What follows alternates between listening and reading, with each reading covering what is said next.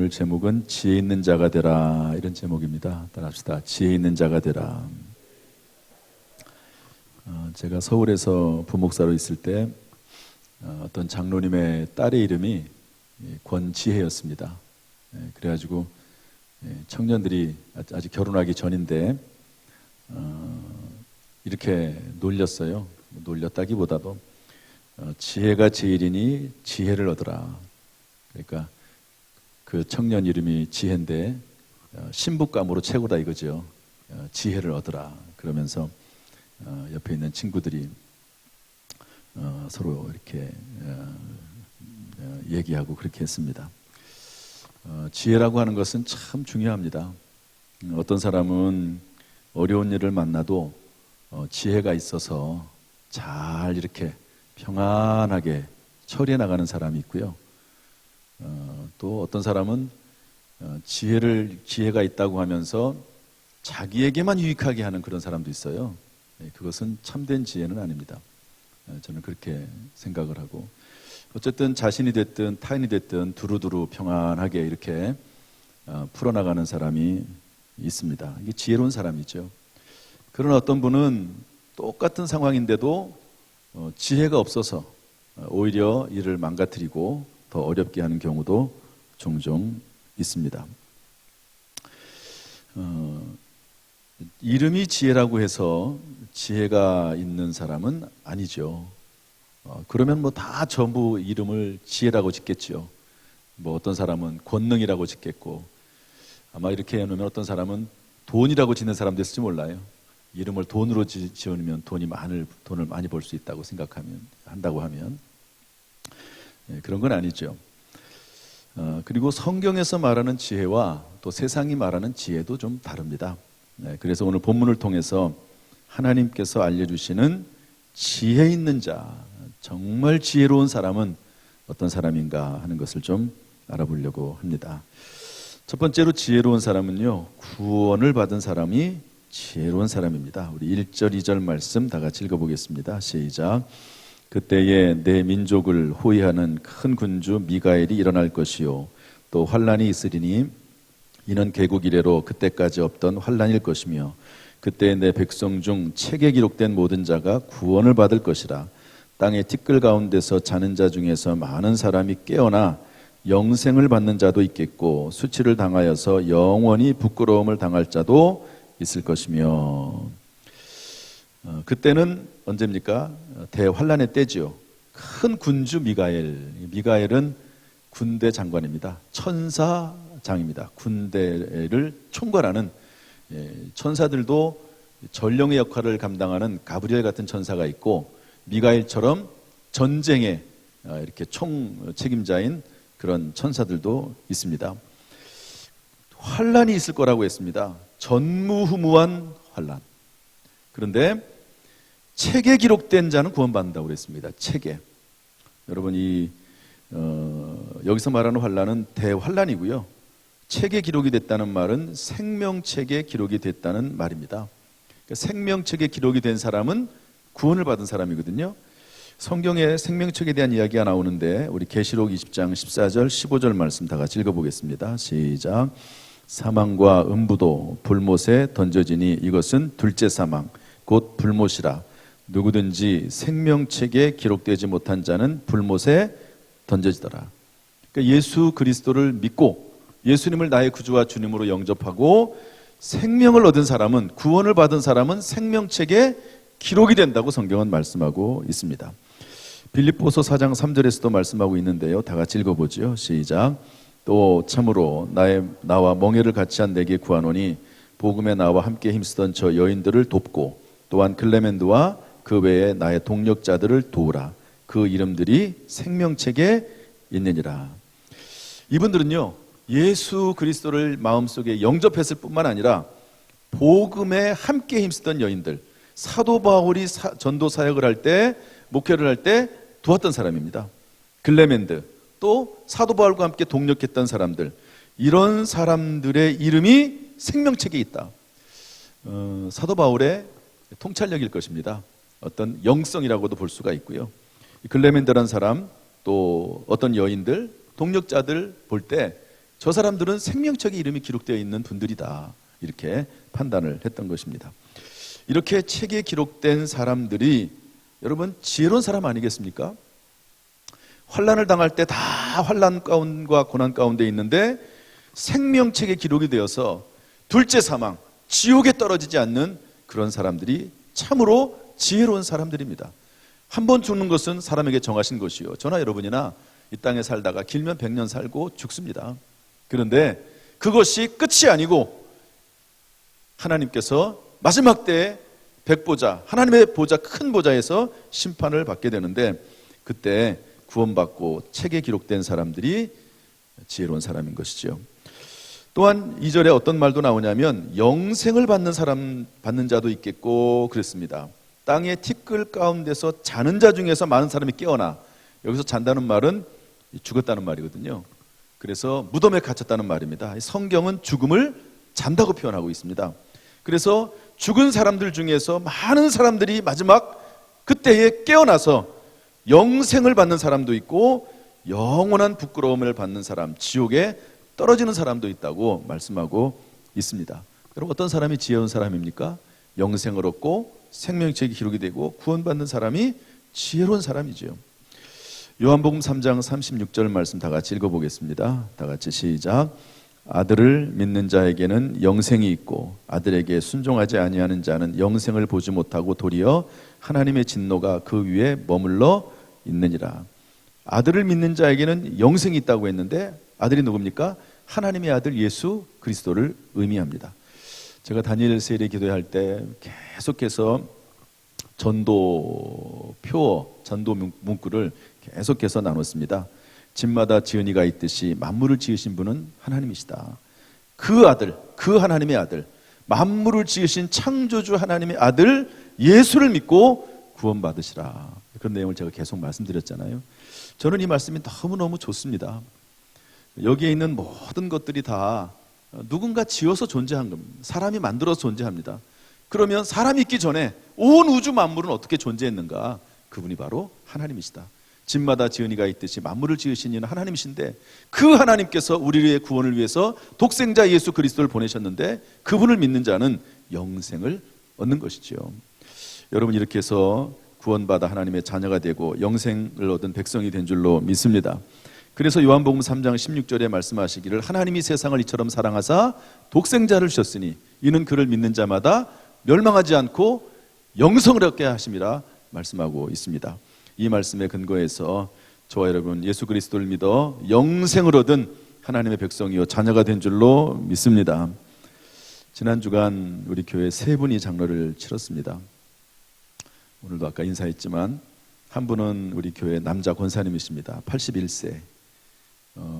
TV 보시고 집에 주무시러 들어가셨는데 뇌출혈이 일어나서 병원에 옮겼는데 오래 계시지 못하고 돌아가셨습니다. 그 전날까지도 운동을 하셨는데 갑자기 돌아가셨어요. 참 사람의 생명을 어떻게 이해할 수가 없습니다. 한 분은 우리 교회 교인은 아닙니다. 우리 교회 권사님의 아버지신데요. 89세에 돌아가셨습니다. 이분이 예수를 안 믿어가지고 그 딸 권사님이 참 오랫동안 기도하고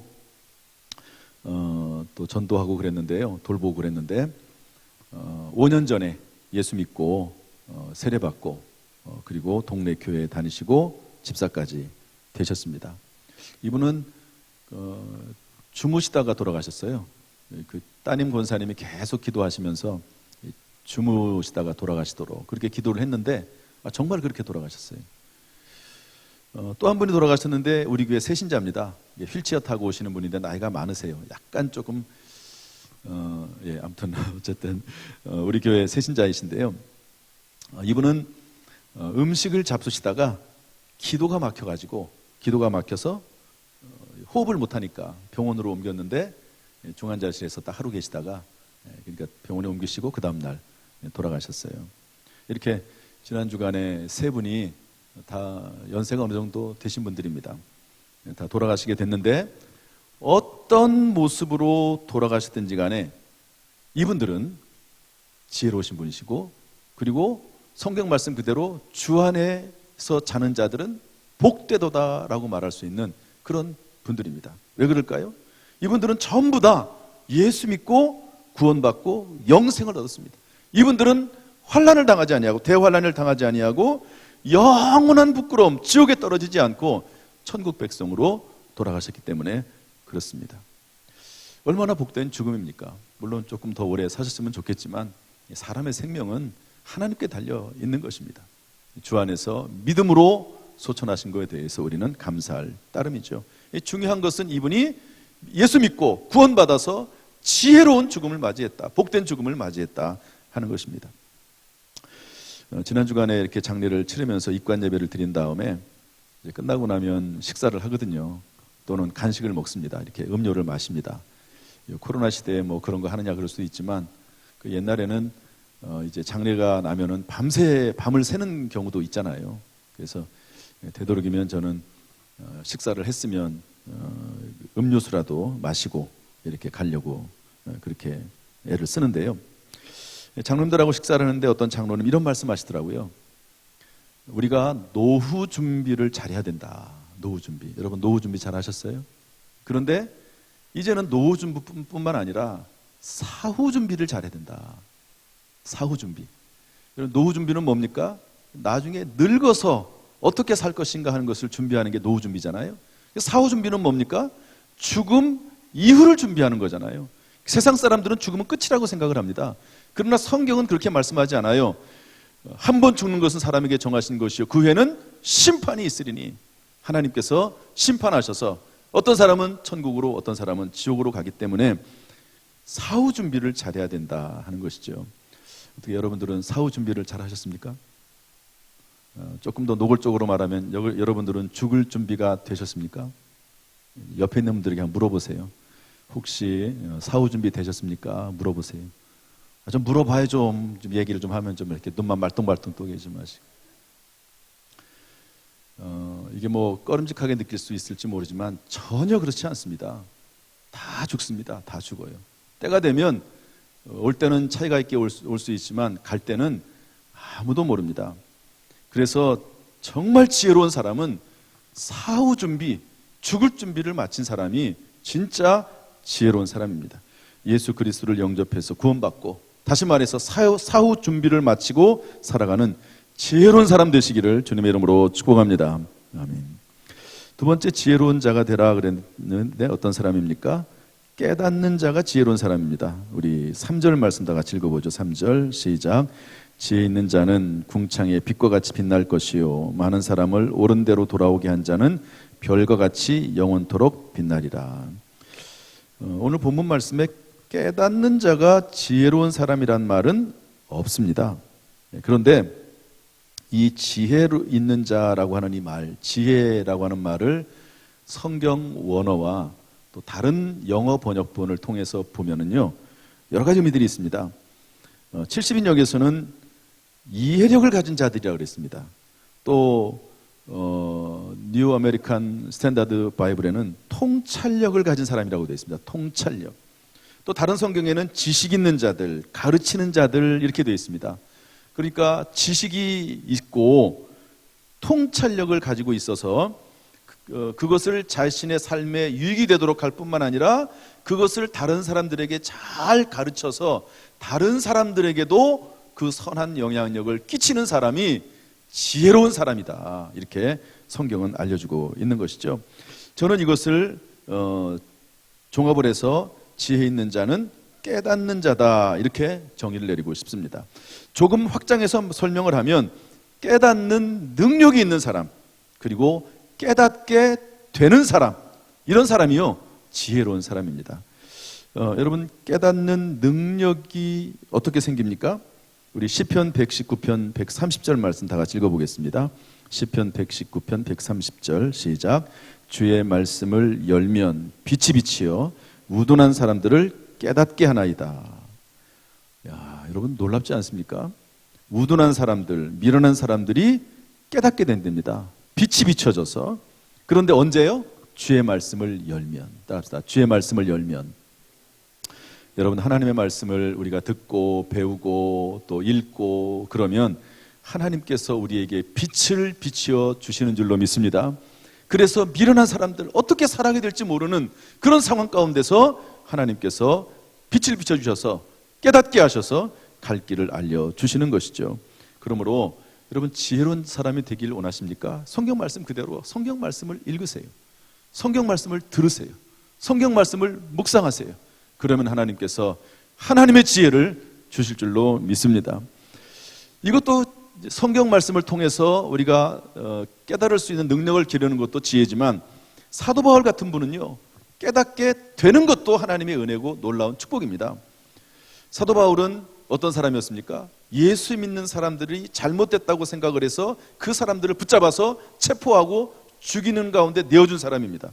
그런데 하루는 다메섹으로 예수 믿는 사람들을 잡으러 가는데 예수님께서, 부활하신 예수님께서 사도 바울에게 나타나셨습니다. 그러면서 하시는 말씀이, 사울아 사울아 내가 어찌하여 나를 박해하느냐. 주님 누구십니까? 나는 네가 박해하는 예수다. 이러고 나서 그 사도 사울이라고 하는 그 사람의 인생이 바뀌게 됩니다. 깨닫게 되는 거죠. 예수 믿는 사람들이 잘못된 게 아니라 그 사람을 핍박하는 내가 자신이 잘못됐다는 것을 깨닫게 되는 것입니다. 이것이 은혜죠. 이것이 축복입니다. 따라서 깨닫게 되는 것이 또한 지혜임을 알 수가 있습니다. 정윤선 성도님이라고 하는 분이 다니엘 세례 기도회 때 유튜브를 통해서 간증했습니다. 이분이 누구냐 하면 다니엘 세례 기도회라고 하는 글자를 디자인하신 분이십니다. 초등학교 2학년 때 부모가 이혼을 했습니다.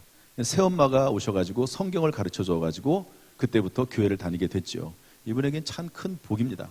그런데 그 새엄마가 교회를 안 다니게 되네요. 왜냐하면 그 결혼한 남편은 자녀가 셋이 있는 기혼자고 본인은 처녀로 결혼했습니다. 이게 싫어가지고 부모님이 반대해가지고 결혼식장에도 부모님이 오시지 않았어요. 얼마나 마음이 아픕니까? 부모님들하고 관계가 깨졌습니다. 얼마나 외롭습니까? 또 자녀들도 낳지를 못했습니다. 그야말로 너무너무 외로워서 하나님을 원망하기 시작을 하다가 이분이 이제 하나님을 떠나게 된 거죠. 점점 미쳐가게 됐다고 그렇게 간증 중간에 얘기를 하더라고요. 근데 나중에 이제 이분이 돌아옵니다. 나중에 돌아와가지고 다시 예수 믿고 그렇게 되긴 하는데, 참 이 사람이라고 하는 게 이 관계가 깨져버리면 참 어려운 거죠. 그렇게 남편을 사랑한다고 해서 그런 어려운 환경 가운데서 왔는데 남편은 멀리하죠. 또 자녀들은 또 친자녀가 아니니까 아무래도 거리가 있지 않겠습니까? 친부모들은 떠났죠. 우울하고 힘든 겁니다. 어쨌든 그렇게 해서 살게 됐고, 그 어머니가 그 외로움을 세 자녀들에게, 이복 자녀죠. 그러니까 막 괴롭게 하고 때리고, 뭐 심지어는 막 물에다가 뭐 머리를 쳐박기도 하고 악녀가 됐습니다. 악녀가. 그런 생활 가운데서도 이 정윤선이라고 하는 이 사람은 계속 엄마를 그래도 믿음으로 돌보려고 하고 사랑했던 그런 분이 정윤선 성도인데, 결혼을 했습니다. 그런데 결혼 생활하는 중에 아이가 6개월 됐는데 남편이 뇌종양에 걸렸어요. 남편이 포도가 먹고 싶다고 그래서 사러 가던 중에 지갑을 날치기 당했습니다. 그날 집에 갔더니 집에 도둑이 들어가지고 다 훔쳐갔어요. 뭐 정말 엎친 데 덮친 격이죠. 아무리 믿음이 있다고 해도 힘든 겁니다. 아이가 6개월짜리 아이가 있는데 그 아이를, 우는 아이를 잠을 재우면서 눈물 흘리고 있는데, 여러분 얼마나 처량합니까? 한번 생각을 한번 해보십시오. 남편 그렇게 됐지, 집은 도둑 맞았지, 애는 울고 있지. 그래서 그 아이를 이제 재우고 있는데 갑자기 이런 마음이 들더래요. 그래도 감사하네.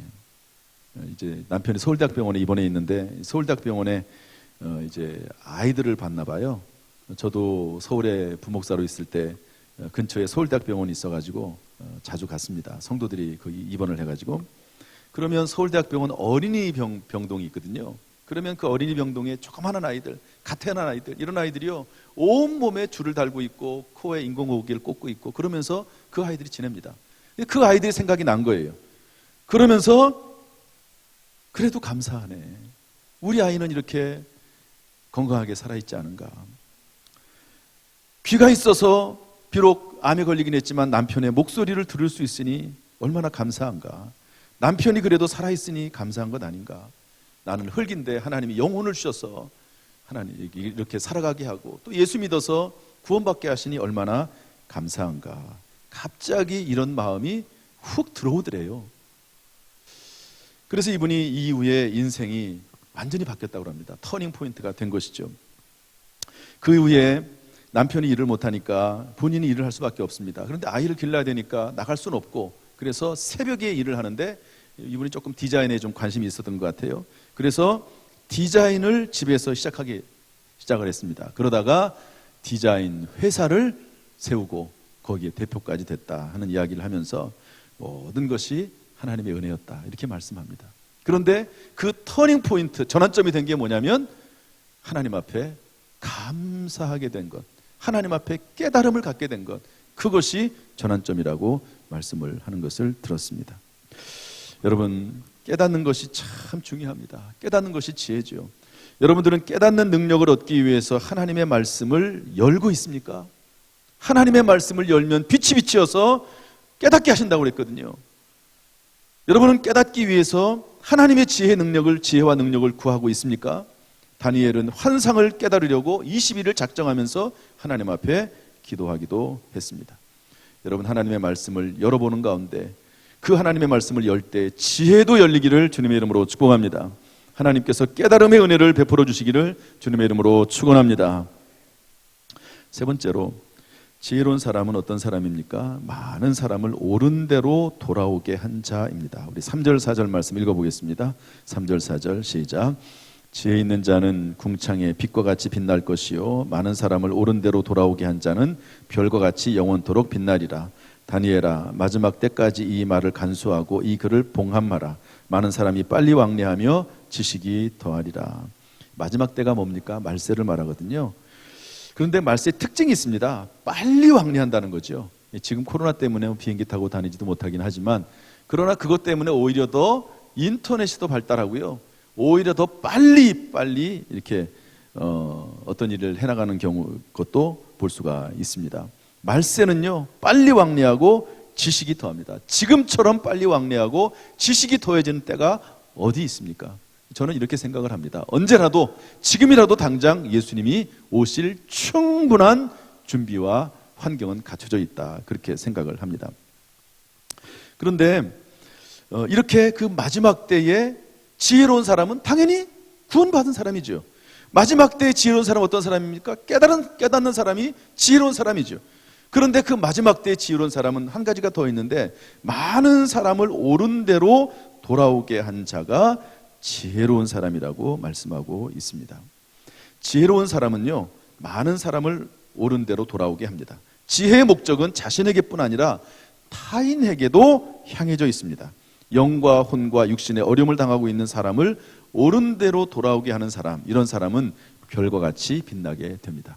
어디에서? 하늘에서 별과 같이 빛나고 이 땅에서도 더하기 인생으로 별처럼 빛나는 인생이 됩니다. 우리 마태복음 6장 20절 말씀 읽어보겠습니다. 마태복음 6장 20절 시작. 오직 너희를 위하여 보물을 하늘에 쌓아두라. 거기는 좀이나 동록이 해하지 못하며 도둑이 구멍을 뚫지 못하고 도둑질도 못하느니라. 여러분, 이 땅에서 많은 사람들을 옳은 대로 돌아오면 하나님께서 재물을 통해서라도 많은 사람들을 돌아오게 하면 하나님 나라에서 내생에서 영원히 빛나게 될 줄로 믿습니다. 또한 그 빛나는 인생은 이 땅에서도 하나님이 주시는 것입니다. 마태복음 6장 33절 말씀 다 같이 읽어보겠습니다. 시작. 그런즉 너희는 먼저 그의 나라와 그의 의를 구하라. 그리하면 이 모든 것을 너희에게 더하시리라. 아멘. 하나님의 나라와 의를 구하는 목적을 가지고 인생을 살아가면 하나님께서 이 땅에서 필요한 모든 것들도 우리에게 허락해 주실 줄로 믿습니다. 이 믿음 가지고 살아나가는 거죠. 우리의 목적이나 방향성이 하나님의 뜻과 다른 데 있기 때문에 문제인 것이지, 내 모든 삶의 목적, 먹고 마시고 자고 공부하고 사업하고 직장 다니고 하는 모든 인생의 목적이 하나님의 나라와 의를 구하는 것이라고 하면 모든 것들을 하나님께서 공급해 주시겠다고 말씀하고 있습니다. 이런 여러분 금생과 내생의 복된 삶이 우리에게 주어지기를 주님의 이름으로 축복합니다. 이삼성 장로님이라고 하는 분이 계십니다. 이분은 이미 돌아가신 분입니다. 1905년에 태어났으니까 뭐 지금부터 100년 전 분이죠. 그런데 이분에 대한 이야기가 활천 우리 교단 월간지인데 이번 달에 이분에 대한 이야기가 실렸더라고요. 이분은 14살 때 교회 나가기 시작을 했습니다. 선교사님의 전도로 교회를 다니기 시작을 했는데 아버지는 자녀들에게 교회 나가라고 하면서 본인은 안 나가셨다고 그래요. 어쨌든 이렇게 해서 교회를 다니게 됐습니다. 이분에게 한 가지 고민이 있는데 그 고민이 뭐냐면 담배 문제였습니다. 담배를 아무리 끊으려고 해도 담배가 안 끊어지는 거예요. 술, 담배 문제. 술 문제는 좀 쉽게 이분이 해결이 된 것 같은데 담배가 안 끊어진다랍니다. 고민을 하고 있는데 한 번은 기차역에 대합실에 있는데요. 담배꽁초가 하나가 떨어져 있는 거예요. 그래서 주위를 둘러보니까 조금 긴 담배인데 그 담배를 몰래 주워 들었습니다. 그래가지고 담배에 불을 붙여가지고 이제 담배를 피려고 하는데 그런데 이런 음성이 들리더랍니다. 삼성아, 담배 하나도 못 끊으면서 어떻게 예수를 믿어? 그런 음성이 다른 사람은 안 들리는 거죠. 삼성아, 담배 하나도 못 끊으면서 어떻게 예수를 믿어? 이분이 그 순간 불을 끄고요. 담배를 버리고 그리고 자기 따귀를 막 때렸대요. 정신 차리라고. 하나님께서 그렇게 음성을 들려주신 말씀하시는데 담배를 끊어야지. 그리고 나서 이분이 담배를 끊었답니다. 담배를 끊어졌다고도 볼 수가 있는 것이죠. 그렇게까지 하나님께서 하시는데 그래 담배를 계속 필 사람이 누가 있겠습니까? 어쨌든 담배를 끊고 그 즈음에 교회에서 부흥회가 열렸는데요. 부흥회에 참석하면서 하나님께서 회개를 하도록 터뜨리셔서 회개하고 또 성령 충만을 받고 나서 완전히 이분의 인생이 바뀌었습니다. 이분이 어떤 삶을 살게 되냐면요. 이분이 주일학교에서 교사였는데 한 학생이 교회를 나오지 않는 겁니다. 그래서 왜 이 아이가 교회 안 나올까 해가지고 그 아이의 집을 찾아갔답니다. 그 집을 찾아갔더니 낮에 갔겠죠. 찾아갔더니 그 동네가 아예 봉쇄가 다 돼 있답니다. 동네가. 왜냐하면 콜레라가 만연해가지고 들어갈 수가 없는 거죠. 낮에. 그래서 이분이 낮에는 들어가지 못하고 밤에 몰래 들어갔다고 그래요. 요즘 같으면 뭐 난리가 났겠죠. 뭐 누가 봤든지 간에 사진 찍어가지고 고소를 하든 또 과태료를 물리든 그랬겠죠. 어쨌든 이분이 콜레라는 전염되는 겁니다. 이걸 모르겠습니까? 그럼에도 불구하고 들어갔더니 가족 6명이 그 주일학교 학생이죠. 그 주일학교 학생 가족 6명이 다 콜레라에 걸려가지고 누워있는 거예요.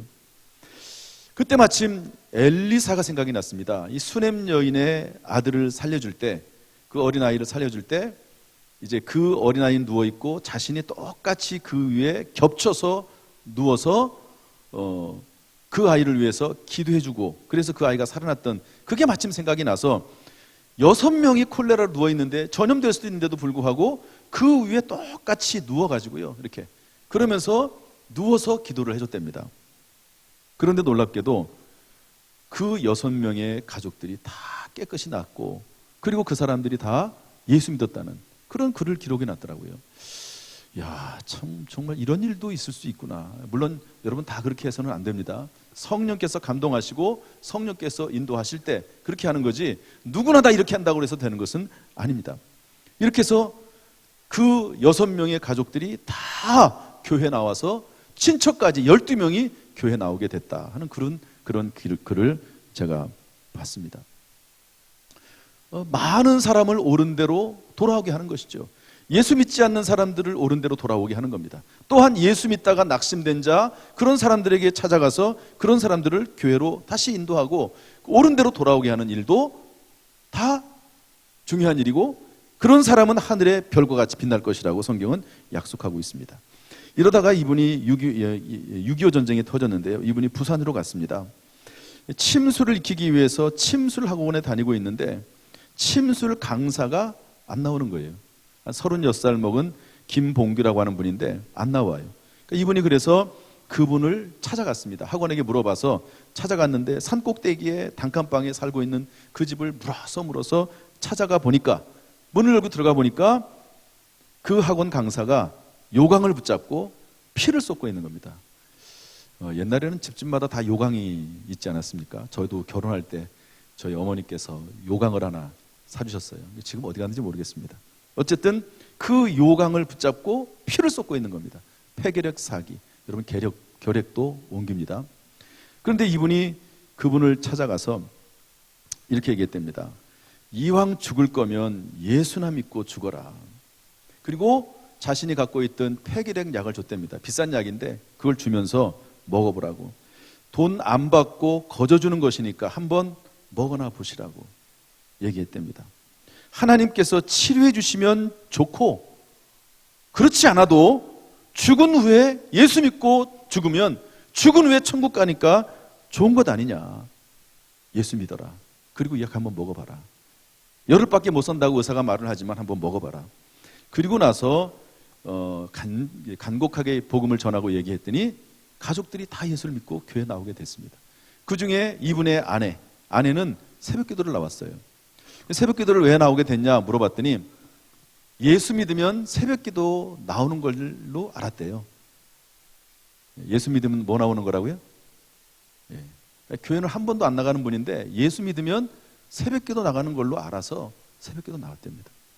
그래서 아내도 기도하고 이 장로님도 기도하고, 특별히 매일매일 오전에 다른 일 하기 전에 이 집에 먼저 들러서 기도해주고 피 같은 거 있는 거 닦아주고, 그리고 출근하고 일을 하고 그렇게 했는데 열흘밖에 못 산다는 분이 열흘 만에 치료가 돼서 살아났다는 거죠.